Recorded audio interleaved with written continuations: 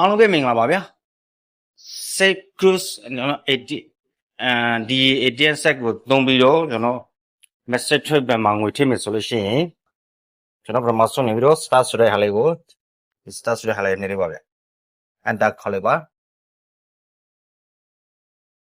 ဒီမှာ cash deposit ဒီဟာကကြာရင်ကျွန်တော်ဒီမှာအတိရရှိတယ်ပေါ့နော်အတိကိုလေးသုံးလို့ရတယ်လို့ဒီမှာစာကိုလေးသုံးလို့ရတယ်ပေါ့နော်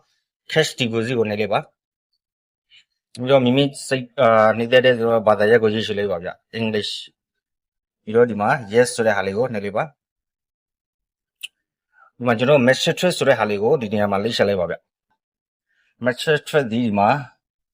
ကိုသုံးပေါ့နော်တကယ်လို့ mail ban ဆိုလို့ရှိရင် mail ban နံပါတ်ဘယ်လောက်လေးပေါ့နော် message thread ကကိုသုံးလို့ဆိုတဲ့ကျွန်တော်ကိုသုံးလုံးကိုရေးထည့်လိုက်ပါဗျ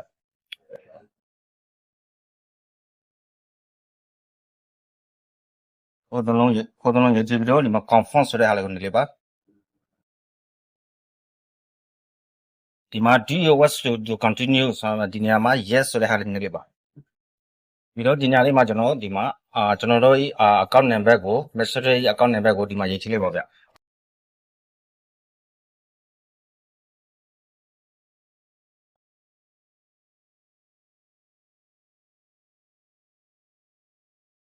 ဒီလိုဆိုလို့ရှိရင်ဒီမှာ confirm ဆိုတဲ့ဟာလေးနှိပ်လိုက်ပါ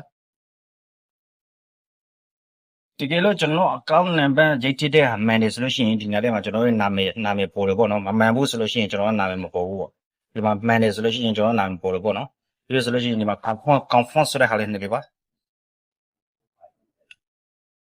မှာကျွန်တော်ပတ်စံထည့်တဲ့အပေါက်ဒီလိုမျိုးပေါ်လာပြီပေါ့နော်ဒီမှာပတ်စံထည့်ပါပတ်စံလေးကိုဒီလိုထည့်ပါထည့်စနေဒီမှာ yes ဆိုတဲ့ဟာလေးနှိပ်လိုက်ပါခဏလေးစောင့်ပေးပါဗျတကယ်လို့ပတ်စံနေပြီးတော့ထည့်မယ်ဆိုလို့ရှိရင် address cash ကိုနှိပ်လိုက်ပါတကယ်လို့မထည့်ဘူးဆိုလို့ရှိရင် access ကိုနှိပ်ဖို့နော်ကျွန်တော်ကထည့်မယ်ဖြစ်တဲ့ကြောက်ဒီမှာ address cash ကိုကျွန်တော်နှိပ်ပြလိုက်မယ်နော်နှိပ်ပြလိုက်မယ်ဒီမှာပွန်လာပြီပေါ့နော်ပွန်လာဒီပတ်စံလေးကိုထည့်လိုက်ပါပြီးပြီဆိုလို့ရှိရင်ထည့်ပြီဆိုလို့ရှိရင်ဒီမှာ yes ဆိုတဲ့ဟာလေးနှိပ်လိုက်ပါဗျလုံးမဖြစ်ပြီဆိုလို့ရှိရင်ဒီမှာ receipt ယူမယ်ဖြစ်တဲ့ကြောက်ဒီမှာ access ဆိုတဲ့ဟာလေးနှိပ်ပြလိုက်ပါဗျခဏလေးစောင့်ပေးလိုက်ပါဒီနားလေးကနေကျွန်တော် receipt စာဝဲထည့်လာပြီပေါ့နော်